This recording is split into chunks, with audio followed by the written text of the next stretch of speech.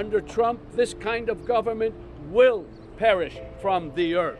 Robert De Niro's world fell apart in July 2023. First, a deadly combination of drugs killed his adolescent grandson. After giving birth, his partner's face went paralyzed. Only a few months later, a contentious legal dispute revealed sinister details about his private life. The highly secretive celebrity was unable to conceal the scandals that were taking over his life for the first time in his 60-year career. Something about her performance resonated with him, but he wasn't really sure why.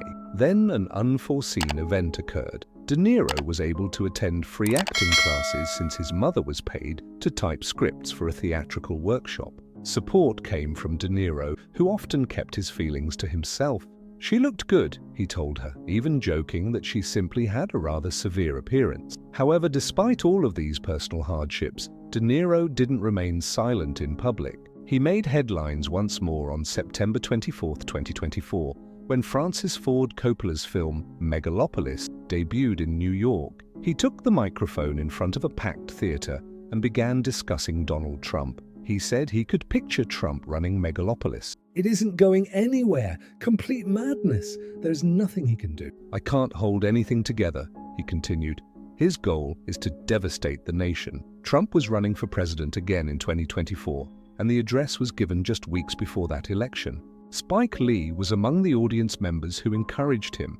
Others believed that bringing politics into a movie launch was improper. De Niro's criticism of Trump was not new, and it would not be the last time. He made an unexpected appearance outside the Manhattan courthouse, where Trump's hush money trial was taking place on May 28th of that year. He was standing next to two retired police officers who had witnessed the January 6th incident in the Capitol. He referred to Trump as a clown in front of reporters and threatened to never leave government if he won the election.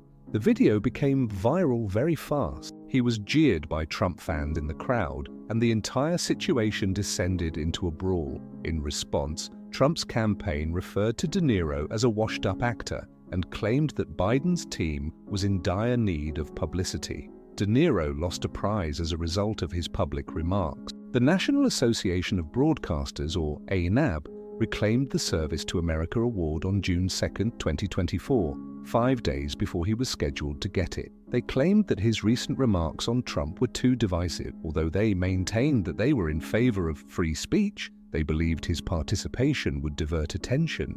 This was viewed as unfair by others, who said that he was being punished for voicing his opinions. Others said that actors should avoid politics and that the NAB had made the right choice. This was his first true taste of acting at the age of 10. Soon after, on April 15, 1954, he made his stage debut as the Cowardly Lion from The Wizard of Oz in a school production. He lost interest in education as he grew older. At 16, he made a significant choice. He left school to pursue a career in acting. The 3 days he had spent at the High School of Music and Art had been brief. He stopped because the pressure and competitiveness were too great. He didn't care that his family wasn't happy. He chose to spend his time on the streets rather than in school, observing people to learn about their speech patterns and body language. At the age of 15, he even joined a small Italian gang. He saw a different side of life. Although he was never actually involved in crime, he continued to go by his previous moniker, Bobby Milk. Then at 17, everything changed once more. He enrolled in the renowned acting school, the Stella Adler Conservatory, on September 5, 1960. He truly began learning the craft at this point. He learned method acting, which would become a defining characteristic of his career. He attempted to complete high school by attending night classes, but it was unsuccessful. School had lost its significance. It was all about the acting. There was no turning back from that point on. Brian De Palma directed Robert De Niro's debut film, The Wedding Party. Filmed in 1963 while he was just 20 years old, the picture wasn't released until 1969 due to legal issues. His debut appeared more enigmatic than it actually was because of that protracted delay. The film itself was short, black and white, and not a big hit. However, it was significant since it marked the beginning of De Niro's career. With Bang the Drum Slowly, released in 1973, De Niro's life completely changed. Despite being a baseball film, it was essentially a tale of grief and camaraderie. On August 17, 1943, Robert De Niro was born in a Manhattan hospital. His father, an abstract artist with Italian and Irish ancestry, would go on to exhibit his work in major institutions. His mother was a painter and poet of Dutch, English, French, and German descent. Bruce Pearson, portrayed by De Niro, was a catcher who was suffering from Hodgkin's disease and wasn't particularly intelligent. He was serious about the role. He trained with the St. Louis Cardinals and spent months learning how to play baseball in order to make it true. He wanted all of his movements to be effortless. Critics took note. They commended him for bringing so much emotion to the part and stated his acting felt genuine rather than staged. However, obtaining the part wasn't simple. Before being selected, he had to try out 7 times. The movie was a hit when it was released on July 26, 1973. For a little film, it made a substantial $5 million. More significantly, it brought De Niro to the public's attention. For the first time, Hollywood truly saw his potential. De Niro met Martin Scorsese, the director who would transform his life in the same year. Mean Streets, their debut film together, was released a few months after Bang the Drum Slowly. The major role went to his pal Harvey Keitel, despite De Niro's initial desire. Rather, De Niro portrayed Johnny Boy, an irresponsible gambler who was constantly in hot water. This character proved to be ideal for him. He gave the character a wild energy that made Johnny Boy frightening and unpredictable. People were unable to look away from him. The film's $500,000 budget was limited and production was challenging. Scorsese even had to pay off local mobsters to keep them from interfering during the filming, which took place in actual locales in Little Italy in New York. In one instance, Scorsese's father had to intervene and strike a bargain after the building owner refused to allow them to film. The film came out unvarnished, authentic, and vibrant in spite of all the difficulties. It was praised by critics. After De Niro won a Best Supporting Actor award, his name became well known throughout Hollywood. He then rose to fame in 1974. He portrayed a teenage Vito Corleone in The Godfather Part 2 that year. With the success of the first Godfather film, there were high hopes for this follow-up. De Niro was required to portray a younger version of the character made famous by Marlon Brando. He was serious about it. They fell in love after meeting at an art school in 1941. They were unable to stop painting, even throughout their honeymoon. However, when he was only 2 years old, everything changed. To ensure that he sounded entirely genuine, he studied the Sicilian dialect for 4 months. His perseverance paid off. De Niro won the Best Supporting Actor Oscar at the Academy Award, and the film was a huge hit. In typical De Niro fashion, he didn't even turn up to accept the award, despite the fact that he was just 31. Because work always comes first for him, he was in Italy filming another picture. It wasn't simply him who won. For The Godfather Part 2, which took home 6 Oscars that evening, it was significant. He had won the prize by defeating 2 of his own co-stars, Lee Strasberg and Michael V. Gazzo. Oscar's victory demonstrated that he was more than just a budding actor. This was just the beginning. He was among the greatest. The manner Robert De Niro prepared for his iconic performance in Taxi Driver was equally stunning. He obtained a legitimate taxi license and worked 12-hour shifts for 3 months in order to fully comprehend what it's like to be a New York cab driver. Almost nobody knew him, despite the fact that he had recently won an Oscar for The Godfather Part 2. It was just what he desired. Like Travis, he had to feel invisible. He did more than merely research the role. He experienced it firsthand, then followed the film's most well-known scene. "You're speaking to me?"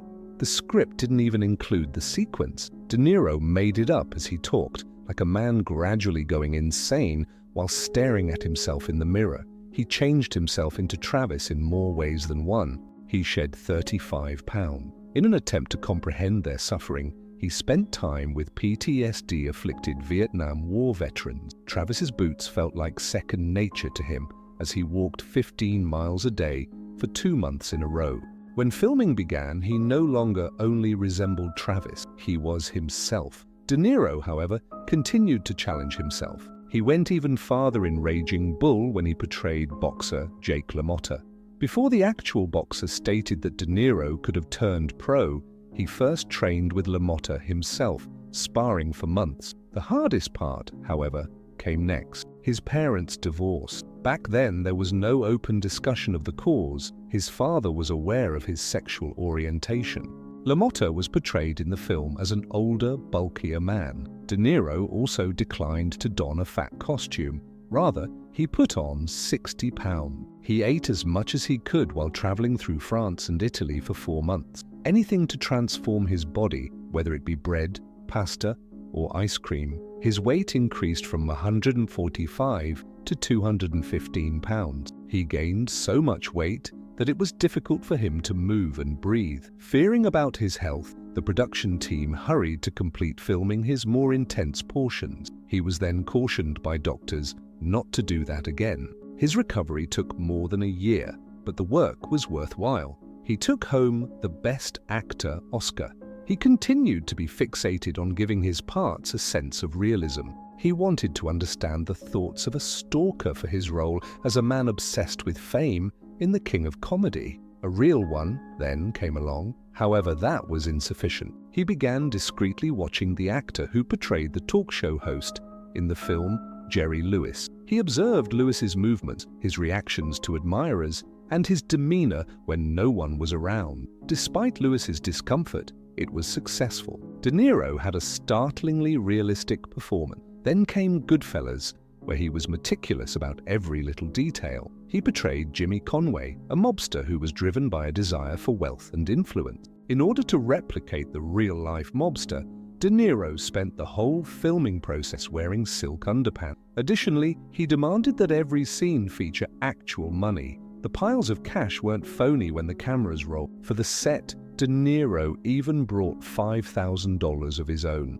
Then there was the scenario on the phone. He slammed a phone, shattering the glass out of sheer anger. His hand was injured by a fragment of it, but he continued. He smeared Ray Liotta's face with his own blood. That version was included in the finished film. It affected De Niro's early life and was shocking to others around them. Despite his parents' separation, his father continued to be involved in his life and maintain a close relationship with him. Because he was thin and pale as a little boy, children called him Bobby Milk. De Niro operated in this manner even if it wasn't planned. He continued if it seemed real. His performances were memorable because of this. Robert De Niro married quickly for the first time. 3 months later, on April 28, 1976, he married Deanne Abbott, whom he had met on the production of Taxi Driver. Because their kid was conceived at Rome's Hotel Raphael, he was given the name Raphael. Their new marriage was strained at the time because De Niro was heavily involved in method acting and continued to play Travis Bickle after the filming was finished. However, on November 9, 1976, Raphael was welcomed. In keeping with his dedication to family, De Niro also adopted Abbott's daughter, Drina, who was born in 1971. Over the course of their 12-year marriage, De Niro rose to fame in films like Raging Bull, 1980, and The Deer Hunter, 1978. Abbott even starred as a bartender in one of his movies, The King of Comedy, 1982. However, the marriage finally ended in 1988. De Niro gave Abbott $6.2 million, a substantial sum at the time, as part of a discreet divorce settlement. In 1988, following the divorce, De Niro began dating actress and model Tookie Smith. They had a unique relationship that lasted till 1996. Through surrogacy and in vitro fertilization, they welcomed twin sons in 1995, Julian Henry and Aaron Kendrick, which was uncommon for celebrities at the time. When the twins were born, De Niro was 52, which went against the norm for parenting. His personal life was further complicated by accusations that he was seeing supermodel Naomi Campbell at the same time. "Do you know how to spell private?" Smith once asked, indicating his extreme privacy and refusal to discuss their connection. Private, and with a capital P at that. They demonstrated their commitment to raise the twins together by agreeing on a co-parenting plan after they separated in 1996. where they took turns looking after them in 4-day periods. De Niro married Grace Hightower in 1997, although their marriage had its ups and downs. Hightower was a hostess at the upscale London restaurant Mr. Chow, where they first met in 1987. On June 17, 1997, they were married after 10 years of courtship. However, things soon became difficult. De Niro filed for divorce in 1999, just 2 years later. The breakup never happened, and in a shocking change of events, they reaffirmed their vows in 2004 in front of celebrities at a lavish ceremony in the Catskill Mountains. Elliot was born on March 18, 1998, and Helen Grace was born on December 23, 2011 through surrogacy. Despite being together for 21 years, their marriage was far from ideal. Tension arose from rumors that Hightower had financial and film-related control over De Niro. When they finally parted ways in 2018, the divorce process became contentious. His grandparents added to the complexity of his already complex life. On September 14, 1945, they had him baptized in secret in a Catholic church without his parents' knowledge. His grandparents wanted him to be a member of their religion, even though his parents weren't religious. According to De Niro's attorney, the star was even made to work in order to support Hightower's lavish lifestyle. Many were startled when it was disclosed in court that she spent $160,000 in cash and $215,000 on credit cards each month. It was surprising that De Niro became a parent once more at the age of 68. He and Hightower welcomed their surrogate daughter, Helen Grace, on December 23, 2011. He became one of Hollywood's oldest famous fathers as a result. While some condemned his decision to become a father at such a young age, others applauded it. Around the same time, his close friend Al Pacino became a father as well, welcoming twins at the age of 70. De Niro was a serious father. In order to spend more time with his daughter, he even took a 6-month hiatus from acting, which cost him important movie roles, such as one in The Judge 2014. The positions he chose were also altered by his experience as an older father. He began working on more family-friendly films, such as The Intern 2015 and The Family 2013. De Niro merely responded, "I love my children, just being with them," when questioned about becoming a father later in life. You forget about the bad times when you're enjoying the good one. When Robert De Niro starred in Silver Linings Playbook in 2012, his career took an unexpected turn. It had been 21 years since his last Oscar nomination, and he was 69 years old. However, this position altered that. He portrayed Pat Solitano Sr., a Philadelphia Eagles fanatic who battled obsessive-compulsive disorder. Despite having a modest $21 million budget, the film was a huge success, earning nearly $236 million worldwide. De Niro's performance, however, was truly remarkable. In one scene, he gave an emotional speech to Bradley Cooper's character and suddenly started crying. The script didn't call for that moment. It was authentic. Additionally, it increased the impact of his performance. The nomination was unprecedented even though he didn't win the Oscar.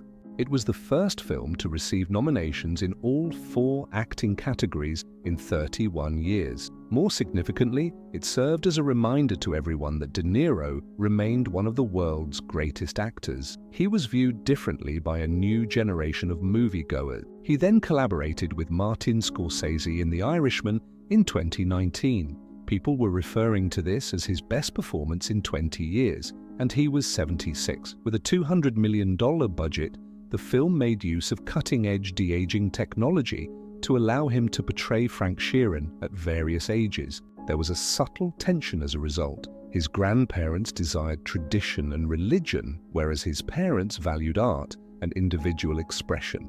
His mother reared him primarily on the streets of Little Italy and Greenwich Village. Big dramatic scenes weren't the focus of the character. It was about the little things. His appearance, his movements, his expression hardly changed, yet it was brimming with emotion. He walked the audience through Sheeran's whole life over the course of the 3.5-hour video, from a youthful truck driver to a lonely, remorseful hitman. It didn't matter if some people didn't enjoy the de-aging particularly in the scene where he punches up a grocer. He gave an amazing performance. The movie was nominated for 10 Academy Awards, including Best Picture. Additionally, in its first week of release, it reached over 26 million households thanks to its Netflix release. This film demonstrated that De Niro was more than just a historical figure. He remained at the top of his game, open to trying new things, taking chances, and pushing himself. He collaborated with Scorsese once more on Killers of the Flower Moon in 2023. This moment was significant not only because of the film, but also because it marked De Niro and Leonardo DiCaprio's first acting collaboration in a Scorsese production. De Niro, who was 79 at the time, portrayed William Hale, a strong rancher who was a part of the 1920s Osage Nation killings. With a budget of more than $200 million, the movie was one of Scorsese's largest endeavors. De Niro gave the role his all. Over the years, he aged, put on hours of makeup, and put on weight. The film received a 9-minute standing ovation from the crowd at the Cannes Film Festival. De Niro's performance was deemed spooky by critics who said it was among his most ominous roles in a long time. The movie was more than just a narrative. It dealt with a sinister, obscure aspect of American history. Furthermore, De Niro ensured that his performance added to its impact. De Niro is one of the finest actors of all time, despite spending 7 decades in Hollywood. He never slowed down since he began performing in the 1960s. He always reinvents himself when others fear he may disappear. He makes himself relevant to every new generation by alternating between comedy and serious dramas. He portrayed a talk show host in Joker 2019, a film that brought in over $1 billion globally. He is more than just an actor too. In 2002, he helped establish the Tribeca Film Festival, which has since grown to become one of the world's largest film festivals. His mother worked to provide for them, but his father was still living. She worked long hours as a typesetter and printer. De Niro was alone a lot of the time. Tribeca Productions, his production firm, continues to produce excellent movies and television series. He is admired by younger actors not only for his skill, but also for his work ethic. He continues to work tirelessly until his late 70s. At the age of 79, he starred in 3 significant Francis Ford Coppola-directed films in 2023, alone: Killers of the Flower Moon, About My Father, and Megalopolis. De Niro continues to demonstrate that skill, commitment, and passion can make a person timeless, whereas other performers become less effective as they get older. De Niro remains iconic despite changes in Hollywood. On July 2, 2023, Robert De Niro's life took a permanent turn. Leandro, his 19-year-old grandson, was discovered dead in his residence in Manhattan.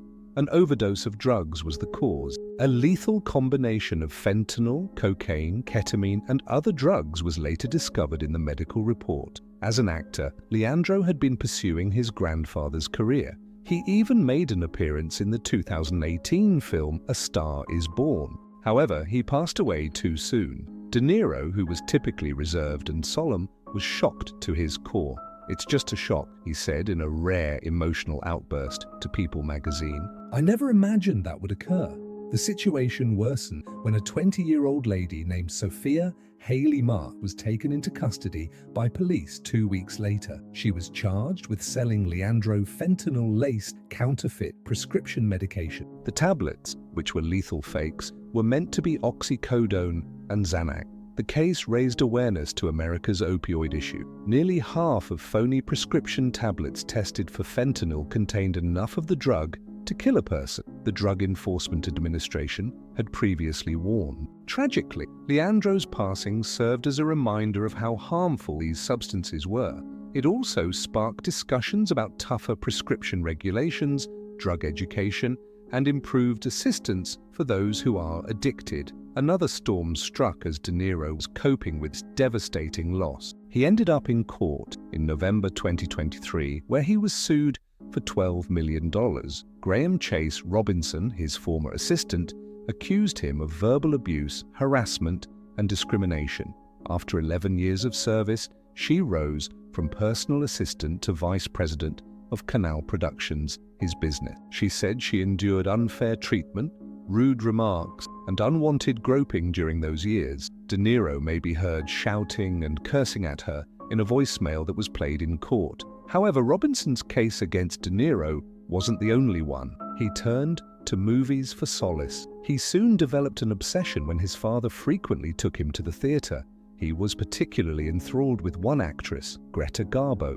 De Niro and his business had filed a $6 million lawsuit against her in 2019. She was accused of embezzlement, misappropriation of company finances, and even watching 55 Friends episodes while working. Additionally, they claimed that she had moved 5 million airline miles to her personal account, which is around $85,000. It was an 8-day trial. 2 of those days were spent by De Niro testifying. Although he acknowledged some of Robinson's allegations, he denied mistreating her. He acknowledged that he had informed her that his personal trainer received a higher salary since he had a family to provide. He grinned and replied, "Okay, twice, you got me," when asked if he had ever requested her to scratch his back. The jury deliberated for 5 hours before returning a verdict. Although De Niro was not convicted, his business, Canal Productions, was mandated to give Robinson $1.2 million.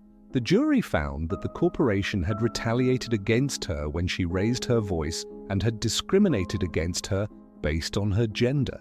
De Niro's reputation suffered as a result of the lawsuit. It also sparked conversations on gender discrimination, power dynamics in the workplace, and how Hollywood occasionally blurs the boundaries between personal and professional life. Then, just when it appeared that things couldn't get much harder, Tiffany Chen, De Niro's partner, experienced a startling medical emergency. She disclosed in July 2023 that she had received a Bell's palsy diagnosis soon after giving birth to their daughter, Gia.